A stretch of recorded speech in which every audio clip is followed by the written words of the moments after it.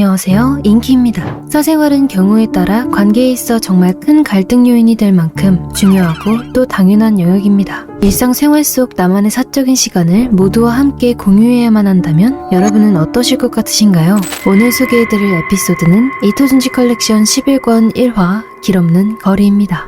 아리스토텔레스 사건은 아직도 기억이 새롭다. 그것은 작년 여름의 시작이었다.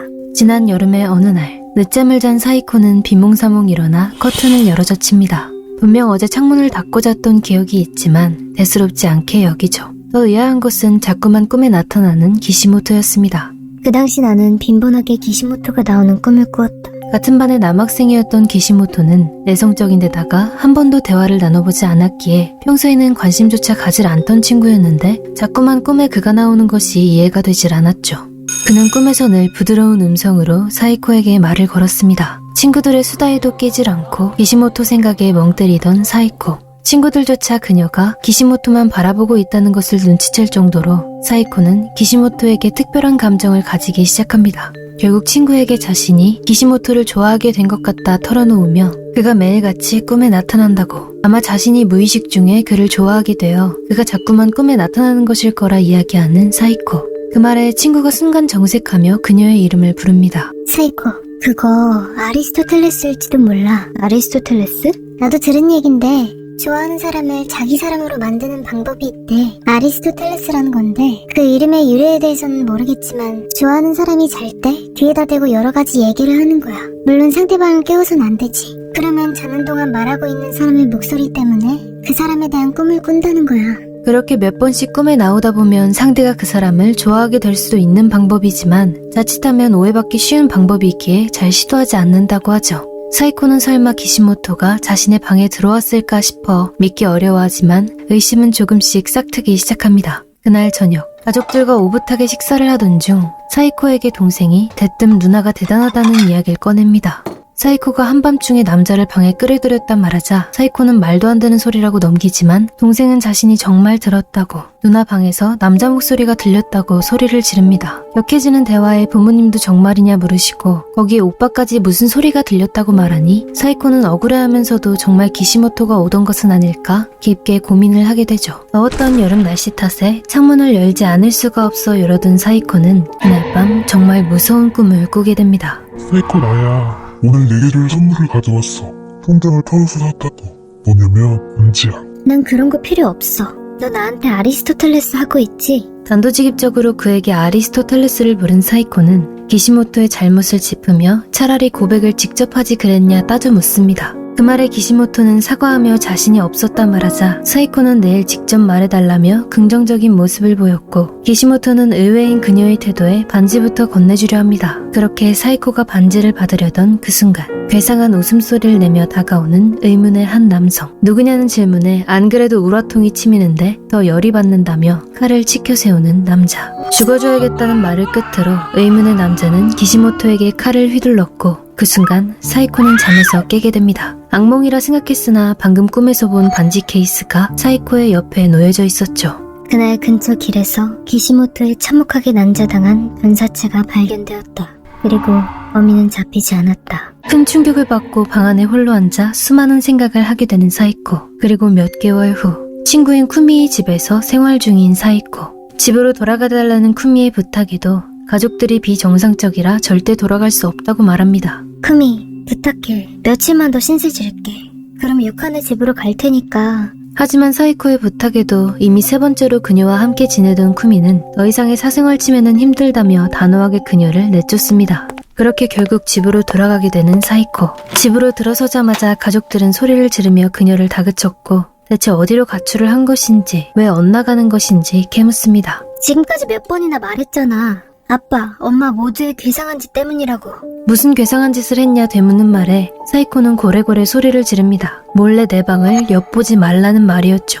가족들은 결단코 엿보는 일은 없었다 해명해보지만 사이코는 듣는 척도 하지 않으며 방으로 들어가 버립니다. 그리고 방 안의 구멍을 서서 지켜보는 사이코. 오빠의 옷장 쪽에 새로운 구멍이 뚫려 있었고 방 안에는 수많은 구멍들로 가득했습니다. 종이로 막아둔 구멍을 톡톡 두드린 소리가 들려옵니다. 손가락이 들어온 모습을 본 사이코는 치솟는 분노를 참지 못하고 결국 빠져나온 손가락을 때려버리고 말죠. 손가락이 거의 부러진 모양인지 벽 너머로 신음소리가 들려왔고 사이코는 미안한 마음이 들어 괜찮냐 물었지만 답은 없었습니다. 그리고 지쳐 엎드린 그녀의 방문을 조금 열어 사이코를 지켜보는 부모님. 도저히 참을 수가 없던 사이코는 소리를 지르곤 다가가 문을 쾅 닫아버렸고 아무리 엿봐도 비밀 같은 것은 없다고 이야기해보지만 부모님은 엿보지 않은 척 이미 자리를 떠버리고 없었습니다. 버티기 힘든 상황에 사이코는 한숨을 내쉬며 잠옷으로 갈아입기 위해 옷장문을 연 그 순간 사이코의 옷장 안에 숨어 구멍을 뚫고 있는 남동생을 발견합니다.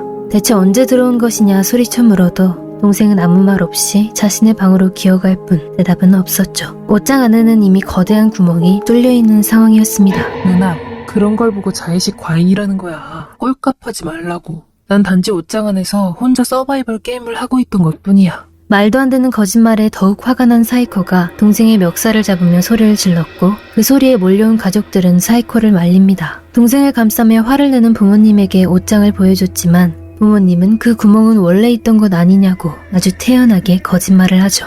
결국 사이코는 바리게이트를 만들기로 결정합니다. 옷장문을 뜯어내고 커튼을 걷어서 침대를 둘러싼 바리게이트를 만든 사이코. 그리고 그날 밤 바리게이트 안에서 잠을 자던 사이코는 쓱싹거리는 소리를 듣고 잠에서 깨게 됩니다. 천장 위에서 누군가 구멍을 뚫고 있는 듯한 소음이었죠. 사이코는 의자를 밟고 올라가 구멍이 뚫리기까지 기다립니다.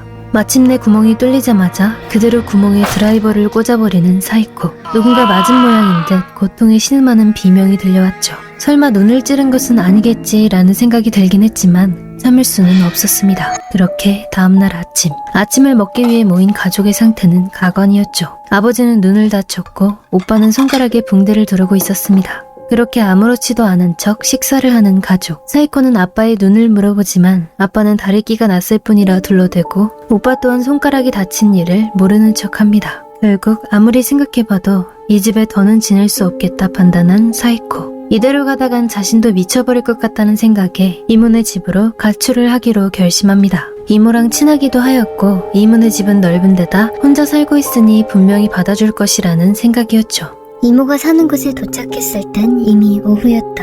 도착해서 이모네 집까지 가는 버스를 찾아보는데 이상하게도 그 동네로 가는 버스는 모두 사라진 상황. 고사토마치 가는 버스는 없어졌어요. 왜요? 그 근처는 아예 차가 못 다니게 되었지. 근데 거긴 왜? 친족이 산다는 말을 하며 돌아서는 그녀에게 묘한 표정으로 조심하라는 말을 하는 영무원. 버스가 없으니 천천히 이모네 집으로 향하던 사이코는 분명히 뚫려있던 길이 막혀있는 것을 발견합니다. 큰 길로 가보려 돌아보지만 이모네 집으로 가는 모든 길은 막혀 있었죠. 그리고 돌고 돌아 찾은 길목에는 마스크를 팔고 있는 남성이 졸고 있었고 무심코 지나친 사이코는 크게 놀라게 됩니다. 길을 지나는 모든 사람들이 가면을 쓰고 있었죠. 그리고 그 사람들은 모두 한 집으로 향하고 있었습니다. 큰 길이 건물로 막혀 있는 기이한 상황. 가면을 쓰지 않은 한 사람을 발견한 사이코는 그에게 다가가 이모네 집으로 가려면 어떻게 가야 하는지 묻습니다. 그 사람은 이 안쪽 어딘가에 있다고 태연하게 대답했죠. 이내 대답을 마친 남자도 가면을 쓰고 건물로 향했고 사이코는 더더욱 이해할 수 없었습니다. 도대체 뭐가 뭔지 모르겠어. 고사토마치를 둘러싸고 있는 것 같아. 무슨 베를린 장벽도 아니고 집이 삐뚤어진 데다가 원래 있던 집에 세워져 있다니 입구도 없고 그러고 보니 가면 쓴 사람들이 저 집 현관으로 출입하네. 설마 저기가 입구인가? 가정집으로 마구 들어가는 사람들을 놀라 지켜보던 사이코에게 누군가 말을 겁니다. 길을 잃은 듯한 사이코를 친절하게 안내해주는 의문의 남자. 신발은 안 벗어도 되냐는 사이코의 질문에 남자는 웃으며 그냥 들어오라는 말을 합니다. 집안에도 가면을 쓴 사람들로 가득한 의문의 장소. 밖으로 나왔지만 밖이 아닌 방 같은 공간으로 이어져 있었고 그 앞에는 또 다른 집이 있었습니다. 저 궁금한 게 있는데요. 저 건물은 대체 뭐죠? 어째서 이렇게 되어 있는 거예요? 예전엔 이런 게 없었는데. 남자는 자신도 잘 모른다고 답하며 이런 불법 건물들은 작년 2월부터 3월 총 한 달에 걸쳐 만들어졌다고 합니다. 누가 세웠는지조차 알 수 없는 엄청난 양의 건물들. 이 건물들을 짓는 걸 본 사람은 어디에도 없었고 그저 날이 밝을 때마다 증축되어 있었으며 한 달이 지나자 이 일대가 길 하나 없이 온통 건물 천지가 되었다는 이야기. 철거 시도를 안 해본 것은 아니었으나 민가길에도 연결이 되어 있어 함부로 손을 댈 수가 없었고 일일이 사람 손으로 해체도 해보았지만 다음날 아침이 되면 원상태로 되돌아와 있었다고 합니다. 결국 이 일대의 모든 길은 사라지고 망치되어 버린 고사토마치. 목적지로 이동하려면 방에서 방으로 이동을 할 수밖에 없어서 민가를 통과해야만 통행할 수 있는 무법지대가 된 것입니다. 게다가 불법 건축물 안에 사람들이 살기 시작하여 전국에서 사람들이 몰려들고 있는 판이었죠. 사이코의 이모가 사는 곳은 이 거대한 건물 일대의 중심지였고 그들의 앞에 사람들이 웅성거리는 소리가 들려옵니다. 무슨 일이죠? 이 집 사람이 현관을 안 열어줘요. 정말 너무 하잖소. 들어갈 길은 없나요? 그렇게 되면 훨씬 멀어지니까 그렇죠. 자기 집 현관문을 열지 않는 것이 사실 당연한데도 불같이 화를 내며 문을 두드려대는 사람들. 이내는 문을 두드리다 못해 도끼까지 들고 와 쿵쿵거리며 문을 산산조각 내버립니다. 잔뜩 화가 나 소리를 지르며 집 안으로 들어가는 사람들. 자신들이 한 사생활 침해는 생각지도 않은 채 왕래 방해가 큰 죄라며 집주인을 끌어오라 명령합니다. 결국 안방에 숨어있는 집주인 부부를 찾아내어 대역 죄인 마냥 우르르 몰려들어 끌어내는 사람들. 내 놈들같이 멋대로인 놈들 때문에 이 지역 사람들이 고생을 한다며 두 번 다시 현관을 닫지 않겠다는 부부의 말에도 사람들은 엄벌을 해야겠다며 포박하기 시작합니다. 집주인을 묶어놓고 패는 모습에 크게 충격을 받은 사이코. 이 말도 안 되는 끔찍한 상황에 서둘러 그 자리를 떠버립니다. 나는 너무나 겁이 나서 도망쳐 나왔다. 도저히 믿을 수가 없는 광경이었다. 한참을 도망치던 사이코는 문득 이모 생각이 납니다. 이런 끔찍한 곳에서 대체 어떻게 살고 있을지 걱정되는 마음에 이모를 구하기로 결심한 사이코. 모두가 떠난 그 장소로 되돌아간 사이코는 집주인 부부에게 괜찮냐 물으며 서둘러 묶인 끈을 풀어줍니다. 이런 일이 빈번하냐는 사이코의 질문에 최근 들어 심해졌다는 설명을 하는 집주인 부부. 길이 없어졌기 때문에 왕래하는데 불편해져서 그런 것도 원인이겠죠. 하지만 가장 큰 원인은 프라이버시에 대한 위기감일걸요. 프라이버시에 대한 위기감? 이곳 주민들은 자기 집을 통행인을 위해서 개방해놓고 있어요. 그 때문에 자기 집이 사적인 공간이 아니게 되면서 정신적 고통을 당하고 있는 겁니다. 우리들이 가면을 쓰고 있는 건 프라이버시에 대한 최소한의 보호죠. 집주인 부부는 최근에 신원을 알 수 없는 사람들까지 이주하면서 불안감이 커져 문을 닫게 되었다는 이야기를 합니다. 사이코는 이모를 찾아왔다고 말하며 길을 묻자 부부는 친절히 대답은 해주었지만 그 주변은 많이 위험하다는 말을 합니다. 그 일대는 정말 후미진 곳이기에 기묘한 사람들도 많이 물려 살고 무법지대의 살인마까지 돌아다녀 인근 주민들도 무서워서 접근조차 못하는 곳이라고 하죠. 사이코는 그 말에 크게 놀라긴 하였으나 그 때문에 더더욱 이모를 구하기로 결심하게 됩니다. 집주인 부부에게 가면을 받은 사이코는 얼굴을 가리고 이모네 집으로 향합니다. 어느새 개천을 넘어 이모네 집 근처에 다다른 사이코. 딱 봐도 초입과는 다르게 묘하고 기괴한 분위기를 풍기는 곳이었죠. 지나는 그녀를 몰래 훔쳐보며 기괴한 웃음소리를 내는 사람들이 가득했습니다. 길을 지날수록 이모에 대한 걱정이 불어만 가고 제대로 찾아가는 것은 맞을까 불안감이 커지던 그때 이모네 집 마당을 발견한 사이코. 사이코는 후다닥 달려가 문을 쿵쿵 두드리며 이모를 부르자 상냥한 이모의 반기는 목소리가 들려옵니다. 그리고 문을 벌컥 열고 들어간 곳엔 이모가 알몸으로 사이코를 반기고 있었죠.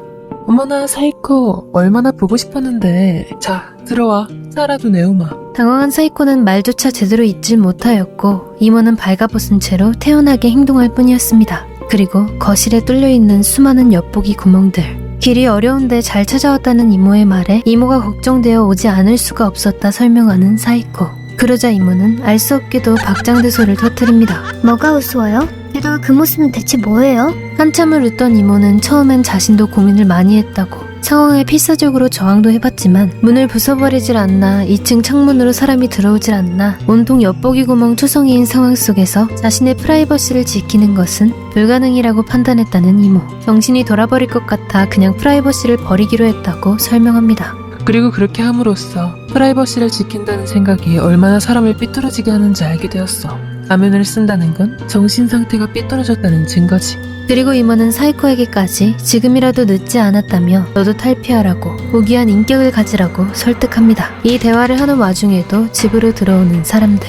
사이코는 이모가 이런 곳에 혼자 살아 이상해진 것이라고, 이 근처는 모두가 이상하고 살인마도 돌아다닌다는 소문이 있다 말하자 이모의 눈빛이 바뀌기 시작합니다. 그런 사이코의 말에 벌떡 일어나 화를 내는 이모. 주절되지 말고 옷이나 벗으라고, 안 그러면 자신이 벗겨주겠다고 말하며 칼을 들이대고 사이코는 칼을 들고 소리를 지르는 이모에게 놀라 서둘러 도망을 치게 됩니다. 하지만 곳곳에는 이상한 사람들로 가득했고 하나부터 열까지 이해하기 어려운 기괴한 이 상황에 무작정 달리는 사이코. 그러다 마주친 막다른 골목에서 숨을 들이쉬던 사이코는 사지를 난도질 당한 사람의 시체를 발견하게 됩니다. 살인마가 있다는 생각에 또다시 달려보지만 이번엔 사람이라고 보기 힘든 끔찍한 외형을 가진 괴물을 발견하게 된 사이코. 저게 대체 뭐지? 이상하게 생긴 사람이 뭔가 엿보고 있는 것 같은데. 괴물을 피해 돌아간 곳엔 엄청난 수의 괴물들이 있었고 그 모습을 보고 비명을 참지 못한 사이코. 그 끔찍한 모습에 사이코는 또다시 소리를 지르며 뛰쳐갑니다. 헉헉거리며 다다른 곳에서 다시 마주친 그 남자. 아가씨는 아까 어디 갔나 해서 걱정했습니다. 제가 중간까지 안내해드렸었죠? 초입에서 길 안내를 해줬던 친절한 남자를 다시 만난 사이코는 안도하며 제발 이곳에서 나가게 해달라 부탁했고 남자는 흔쾌히 따라오라며 그런 그녀의 부탁을 들어줍니다. 그렇게 한참을 걷다 여긴 어디냐는 그녀의 질문에 손을 들어 설명을 해주던 남자의 손가락을 보게 된 사이코. 그 반지... 이 반지가 왜요? 아, 그래. 그럼 아가씨한테 선물해드릴게요. 이상하네. 이 반지가 딱 맞는군요. 게다가 아가씨하고는 어디선가 본 적이 있는 것 같은데. 아가씨 혹시 기억 안 나나요? 전 이런 사람입니다. 가면을 벗은 그 남자의 얼굴, 익숙한 얼굴이었습니다. 바로 칼잡이 잭이었죠. 기시모토를 죽였던 꿈속의 그 남자, 칼잡이 잭이었습니다. 당신이 기시모토를 죽였다는 말에 사이코를 알아보게 된 남자. 그날 아무나 죽이기 위해 우연히 사이코의 방에 들어갔던 잭은 같이 있던 기시모토를 죽이게 된 것이었죠. 이번엔 네 차례라고 말하며 사이코에게 칼을 든 잭. 그때 갑자기 잭이 헉 소리를 내며 앞으로 쓰러집니다. 잭을 찌른 것은 다름 아닌 이모였죠. 당황한 사이코가 이모를 부르자 이모는 무표정으로 칼을 개천해버리며 상류를 따라 나간다면 금방 나갈 수 있다고 길을 알려줍니다. 사이코는 그런 이모에게 같이 나가자고 소리를 질러보지만 이모는 어떤 대꾸도 하지 않은 채 돌아갈 뿐이었죠. 그런 이모를 잠시 바라보던 사이코가 결국 혼자 개천을 따라 집으로 돌아가는 모습을 마지막으로 에피소드는 끝이 납니다. 프라이버시가 없는 세상. 이토준지의 작품을 통해 본 그 세상은 정말 끔찍하네요. 다행히 첫 장면이 사이코가 회상하는 장면이었기 때문에 사이코는 무사히 집으로 돌아가 그때의 일을 기억하는 정도로 마무리되었나 봅니다. 언제 어디서나 누군가 날 지켜보고 있는 삶. 여러분은 어떠실 것 같으신가요? 오늘의 공포 점수는 10점 만점에 10점입니다. 가시기 전 구독과 좋아요 잊지 말아주시고 그럼 다음 영상에서 뵙겠습니다.